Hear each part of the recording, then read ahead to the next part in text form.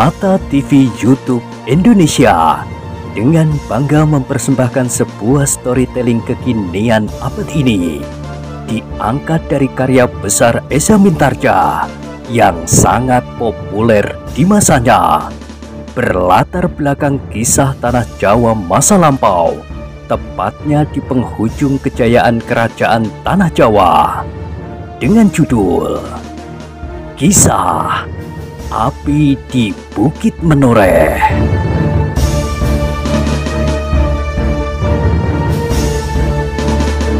Pada kesempatan yang sangat baik ini, kita masuk pada episode yang ke-412. Selamat menikmati.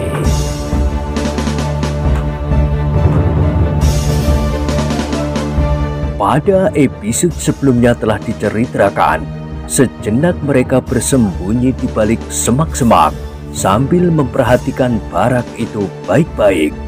Mereka mencoba untuk melihat kalau ada persiapan-persiapan khusus yang perlu mereka beritahukan kepada lurahnya. Bukankah tidak ada hal-hal yang menarik perhatian? Berkata salah seorang dari mereka. Tidak, yang lain menyahut. Adalah kebiasaan yang wajar bahwa 1-2 orang berjaga-jaga di sekitar tempat yang dihuni oleh orang-orang penting. Kali ini Sutowijoyo, meskipun aku kira hanya untuk waktu yang singkat, tetapi sayang bahwa ia tidak akan pernah kembali ke pusat pemerintahan Tanah Mataram. Apakah dengan demikian kita tidak akan dimusnahkan oleh Sultan Pajang? Orang yang berbicara tentang Sutowijoyo itu tersenyum. Memang, orang-orang Kiai Telapak Jalak tidak banyak yang mengetahui persoalan ini. Orang-orang Kiai Damar pun sangat terbatas sekali.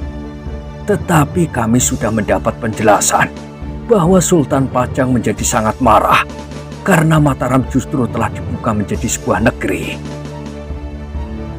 Siapa yang mengatakannya? Bertanya kawannya. Aku kira itu mustahil sekali. Tetapi aku percaya kepergian pemanahan tanpa pamit membuat Sultan Pajang marah. Dengan terpaksa sekali ia menyerahkan alas Mentahok yang begitu saja dibuka oleh pemanahan sebelum secara resmi Sultan memberikan. Jadi kemarahan Sultan Pajang kepada Sutowijoyo, putra angkatnya yang sejak kecil dipelihara dengan baik, adalah wajar sekali. Omong kosong. Tiba-tiba orang lain lagi memotong. Seakan-akan kau seorang tumenggung yang mengerti benar akan persoalan itu. Kau pasti mendengar cerita itu dari orang kelima, ke-7 atau bahkan ke-100 kali dari sumbernya. Kita memang tidak tahu apa-apa. Kita amati saja barak itu. Kita laporkan apa yang kita lihat. Apakah Sultan Pajang akan murka atau tidak? Itu bukan persoalan kita di sini. Kawan-kawannya tersenyum. Wajah orang yang bercerita tentang Sultan Pajang itu menjadi kemerah-merahan. Tetapi sejenak kemudian ia pun tersenyum pula. Katanya, mungkin aku mendengar dari orang yang langsung berkepentingan. Kau pasti mendengar ketika aku bercerita semalam. Bantah kawannya yang memotong pembicaraannya. Lalu katanya, aku pun hanya mendengar dari orang lain yang sedang mengisi waktunya dengan berbicara. Apakah aku mendengar dari kau? Tentu, kau mendengar dari aku, dan sekarang kau menceritakannya kembali kepadaku. Sekarang kita tidak usah menghiraukannya lagi. Kita akan menghancurkan barak ini, hancur lebur menjadi abu yang paling lembut.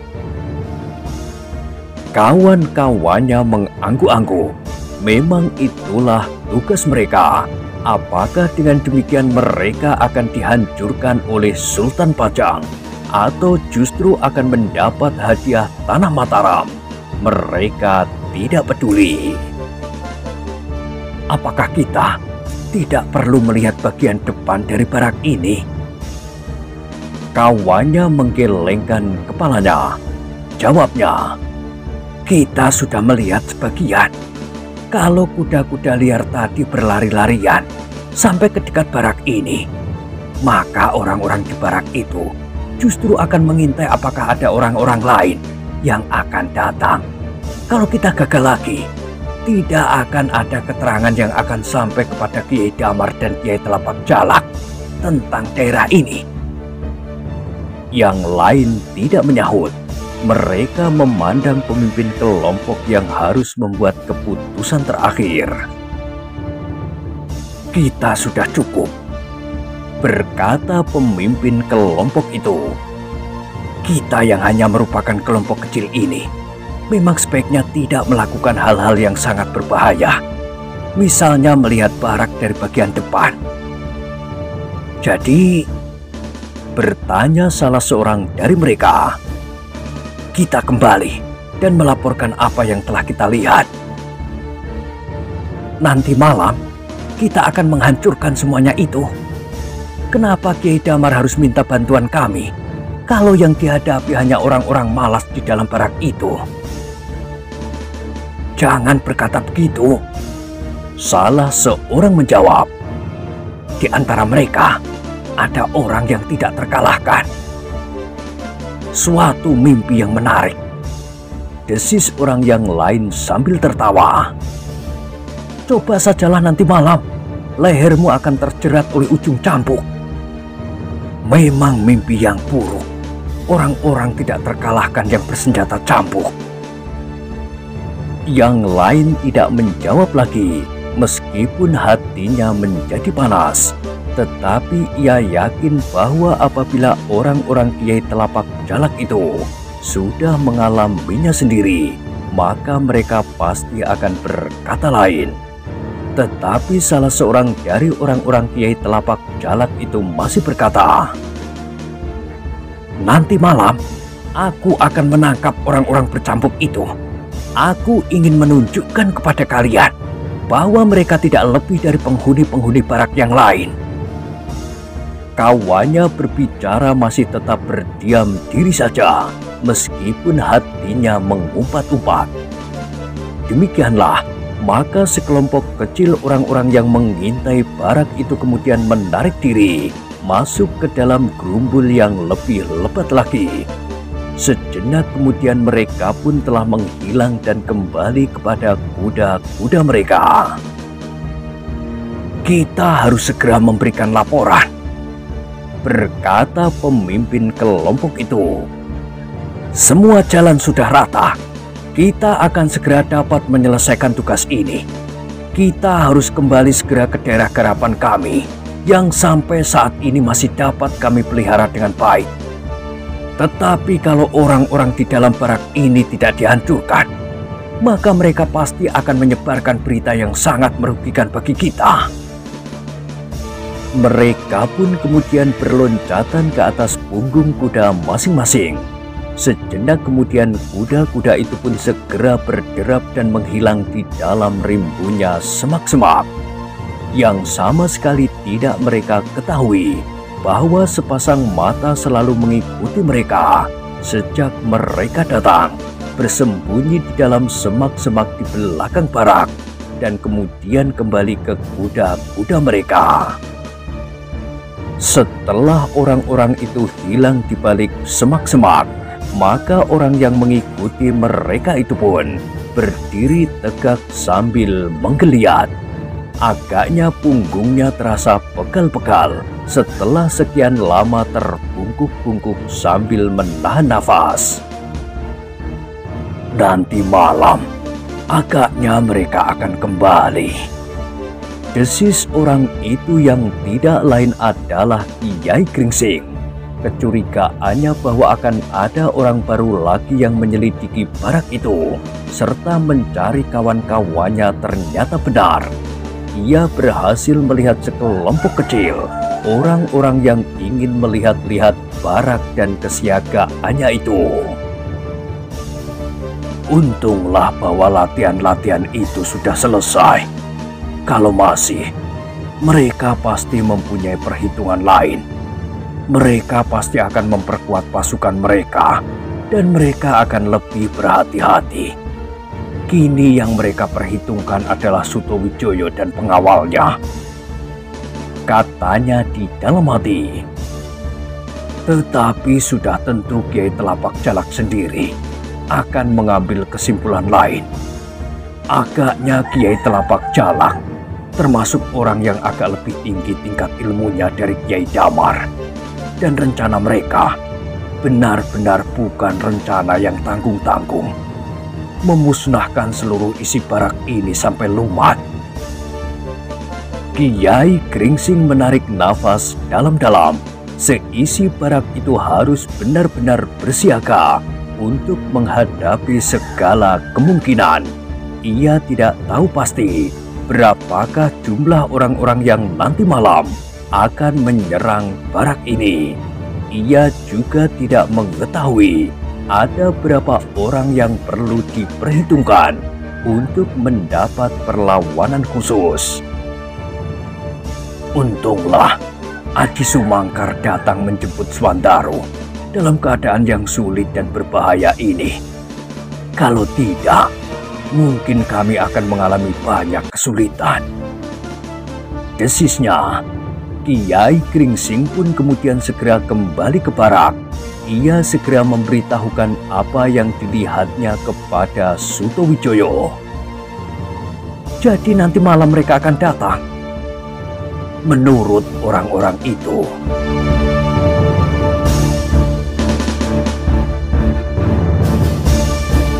Sutowijoyo mengangguk-anggukkan kepalanya. Ia harus mempersiapkan penyambutan sebaik-baiknya. Semua kekuatan harus dikerahkan karena mereka tidak mendapat gambaran yang pasti dari kekuatan lawan. Yang dapat menjadi bahan pertimbangan adalah bahwa dua kekuatan yang ada di ujung-ujung hutan ini telah dipersatukan untuk membinasakan isi barak ini.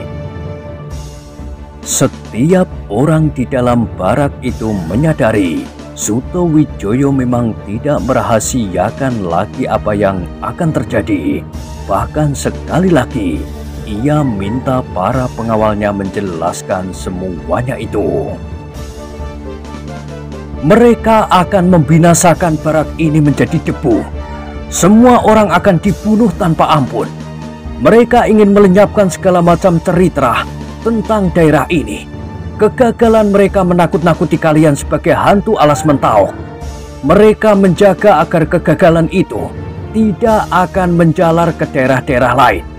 Dengan demikian, mereka harus menghapuskan sumber yang dapat menyebarkan cerita itu, yaitu kita semua. Kita semua akan mereka bunuh. Bahkan bukan hanya laki-laki saja, tetapi juga perempuan dan anak-anak.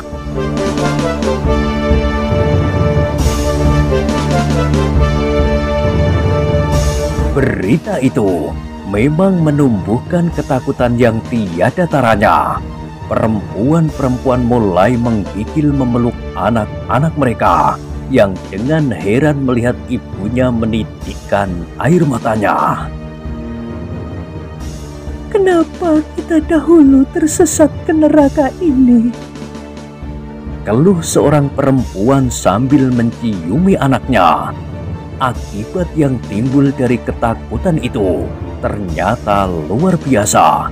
Laki-laki yang semula gemetar mendengar ancaman itu tiba-tiba menggertakkan giginya melihat istrinya menangisi anaknya yang masih bayi. Anak itu tidak tahu apa-apa. Laki-laki itu menggeram di dalam hatinya. Demikianlah tekad yang bulat telah menggelepar di dalam dadanya. Biarlah aku mati, tetapi perempuan dan anak-anak harus diselamatkan. Nah, berkata para pengawal kemudian, sekali lagi tergantung kepada kita di sini. Apakah kita akan menyerahkan leher kita, leher istri tercinta dan anak-anak tersayang kepada serigala-serigala yang buas itu? Atau kita masih berusaha untuk mempertahankan diri dan mempertahankan nilai-nilai kemanusiaan. Demikianlah, ancaman itu justru telah menumbuhkan kebulatan tekad bagi setiap laki-laki di barak itu untuk mempertahankan dirinya. Mereka telah menemukan kesadaran, berbuat sesuatu atau tidak, mereka akan dibinasakan. Diam pun mereka akan dibinasakan juga. Daripada mati berpeluk tangan, lebih baik mati bertolak pinggang.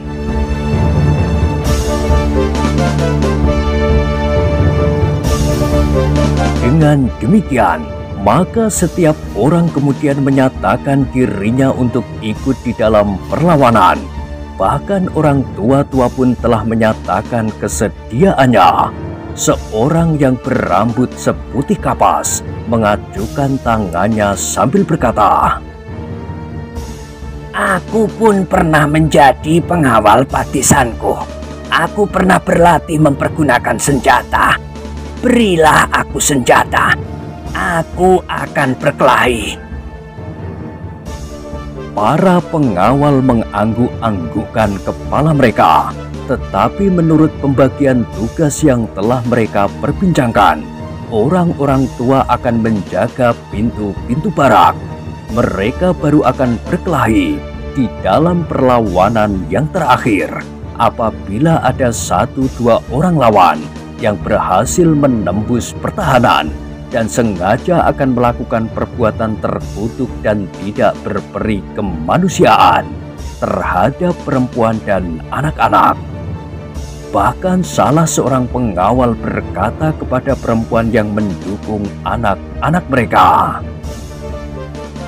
"Bukan saja laki-laki, tetapi setiap ibu yang mendukung anaknya pun pasti akan mempertahankan anak-anaknya dengan cara apapun." Demikianlah, seisi barak itu pun benar-benar telah dibakar oleh kesiagaan tertinggi dengan tekad yang membara di dalam hati. Mereka sadar bahwa laki-laki adalah tempat bergantung bagi seluruh keluarga, juga di dalam keadaan yang paling gawat. Sehingga sepantasnya lah laki-laki mempertaruhkan nyawa mereka untuk anak dan istri.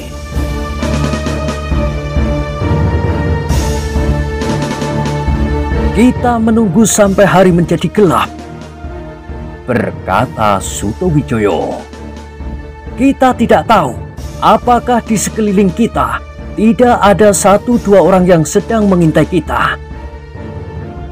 Ketika senja sudah turun, ternyata bahwa Sutowijoyo pun telah mengirimkan beberapa orang ke sekeliling barak itu untuk melihat saat-saat lawan mereka mendekati barak itu. Mereka harus segera mengirimkan tanda dengan panah sendaren apabila keadaan sudah meningkat menjadi semakin gawat. "Aku ikut dengan kalian," berkata Swandaro. "Kau tetap di sini," berkata Sutowijoyo. "Kita akan memperhitungkan setiap persoalan yang timbul." Swandaro tidak segera menjawab, tetapi dipandanginya Agung Sedayu dengan tatapan mata yang gelisah. "Kenapa?" bertanya Kiai Gringsing. Agung Sedayu justru tersenyum pula. Katanya, "Kenapa tidak kau katakan saja supaya para pengawas itu tidak terperosok ke dalam pasanganmu?" "Apa yang sudah kau lakukan?" bertanya gurunya. "Kami memasang perangkap. Kami telah merentangkan tali-tali luluk di semak-semak sebelah." "Kenapa kau pasang tali-tali itu?"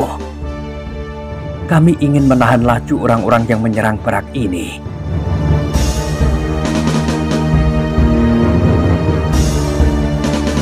Kiai Gringsing menarik nafas dalam-dalam.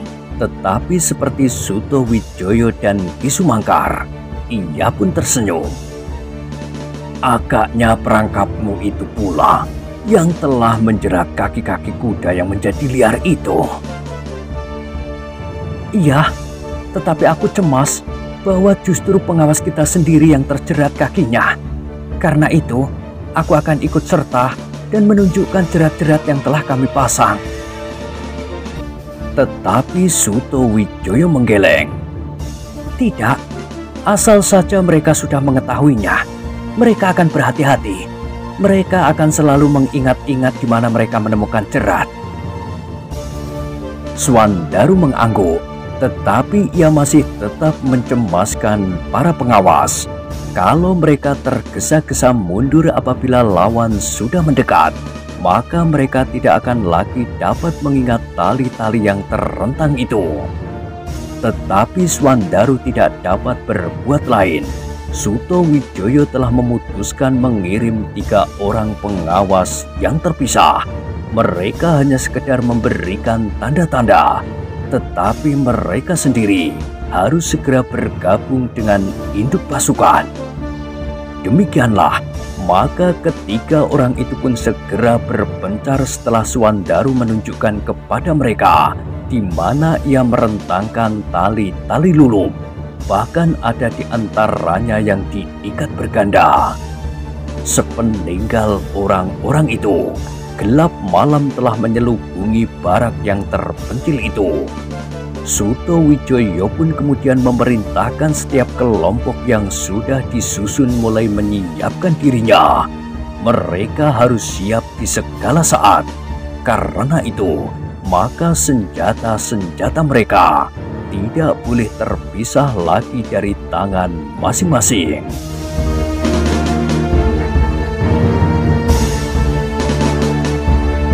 Selain 3 orang yang memencar, Suto Wijoyo juga meletakkan beberapa orang pengawas dekat di luar halaman barak itu. Seandainya para pengawas yang berpencar itu tidak berhasil melihat gerakan lawan, dan tiba-tiba saja mereka telah berada di dekat halaman, maka masih ada juga yang sempat memberikan tanda bagi orang-orang yang sudah siap menunggu itu. Demikianlah, sekejap demi sekejap, malam merayap semakin dalam. Gelap yang menjadi semakin pekat telah membatasi jarak pandangan orang-orang yang ada di Serambi Barak. Apalagi malam itu, di Serambi sama sekali tidak dipasang lampu minyak seperti biasa. Tetapi kali ini, lampu minyak yang biasanya tergantung di Serambi telah digantungkan pada sebatang pohon di sudut halaman, dan yang lain di mulut regol butulan yang tertutup rapat. Bahkan lampu di dalam barak pun seakan-akan tidak sempat menembus lubang-lubang dinding, karena memang sengaja diredupkan dan bahkan ditutup dengan helai-helai daun pisang. Tetapi dalam pada itu, di Serambi dan di segala sudut barak, setiap laki-laki telah siap menghadapi kemungkinan yang dapat terjadi pula.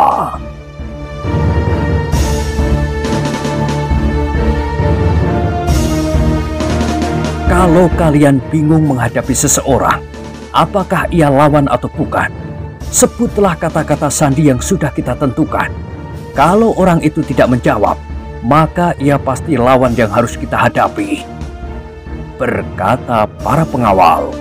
Semua orang di dalam barak itu sudah mengenal kata-kata sandi yang harus mereka ucapkan. Mereka tidak boleh melupakannya agar tidak menimbulkan salah paham di antara kawan sendiri. Di langit perlahan-lahan bintang gemintang bergeser ke barat. Angin malam yang sejuk berhembus di sela-sela dedaunan, mengusap wajah-wajah yang tegang di sekitar barak itu. Derik belalang di daun ilalang terdengar sahut menyahut tidak putus-putusnya. Kalian dapat menunggu sambil beristirahat, berkata salah seorang pengawal yang memimpin sekelompok kecil laki-laki penghuni barak itu. Duduklah, berbuatlah seenaknya, seperti tidak akan terjadi apa-apa, meskipun dalam kesiapsiagaan. kita akan mendapat tanda apabila bahaya itu sebenarnya akan datang. Seorang laki-laki muda tiba-tiba menjawab, "Mereka akan datang dekat tengah malam." "Dari mana kau tahu?" bertanya pengawal itu. "Demikianlah kebiasaan mereka. Selagi mereka masih bermain hantu-hantuan, mereka datang dekat tengah malam. Aku kira kali ini pun mereka akan datang dekat tengah malam." Memang masuk akal. Mereka tidak akan dapat meninggalkan kebiasaan mereka yang sudah berlangsung lama. Di daerah selatan, hantu-hantu itu juga keluar dekat tengah malam. Kami pun pernah terjebak dalam kepercayaan atas hantu-hantu itu, meskipun kami ragu-ragu. Tetapi sekarang kami yakin bahwa yang terjadi di daerah selatan tidak banyak bedanya dengan daerah ini.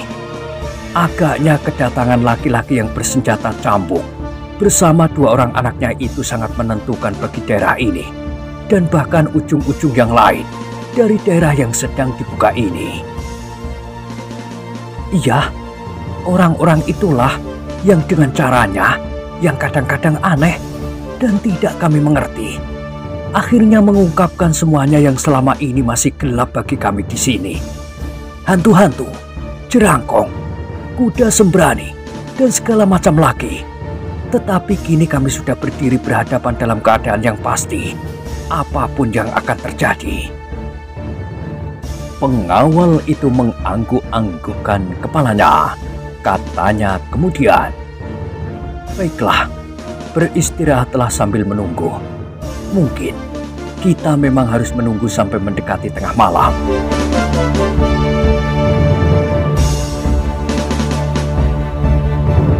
Dalam pada itu di Serambi, Sutowijoyo duduk bersama Kiai Gringsing dan Ki Sumangkar.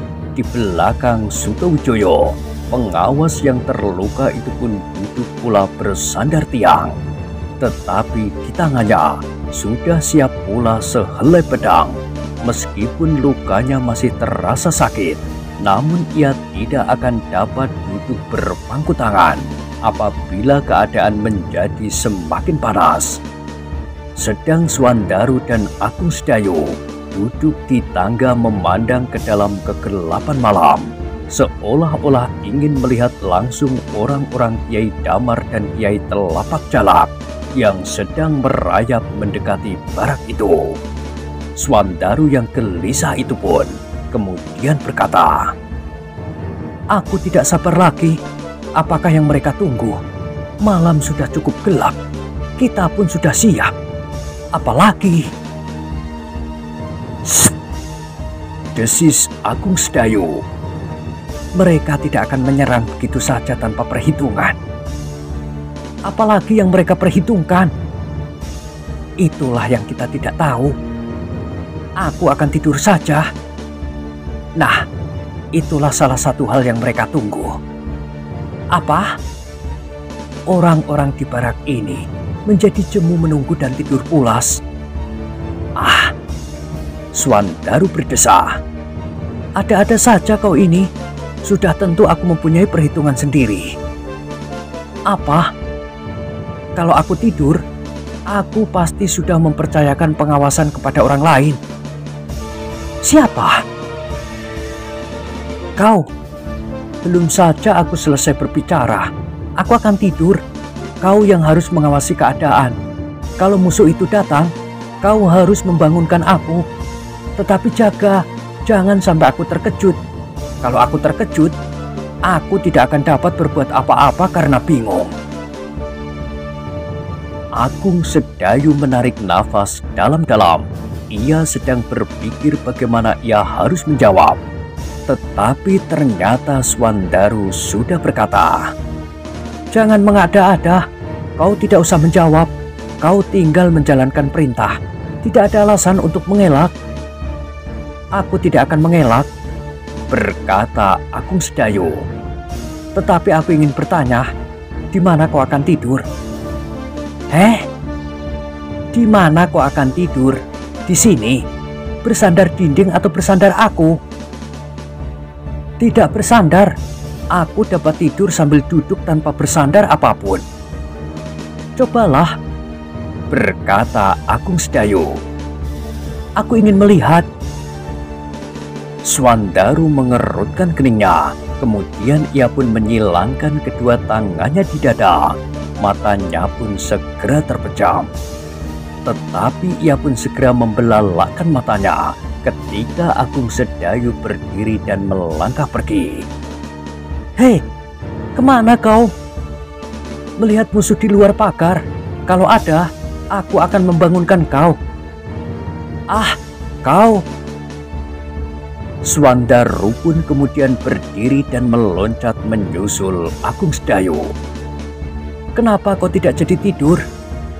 Aku sudah puas tidur sejenak. Aku tidak ngantuk lagi. Keduanya pun kemudian menghilangkan kejemuan mereka sambil berjalan hilir mudik di halaman. Di beberapa tempat, mereka melihat kelompok-kelompok kecil yang berserakan, masing-masing dipimpin oleh seorang pengawal. Setiap kelompok terdiri dari 3 atau 4 orang. Kelompok-kelompok yang sedang ditinggalkan oleh pimpinannya mengawasi keadaan masih harus bergabung dengan kelompok yang lain sampai pengawal yang harus memimpinnya itu kembali.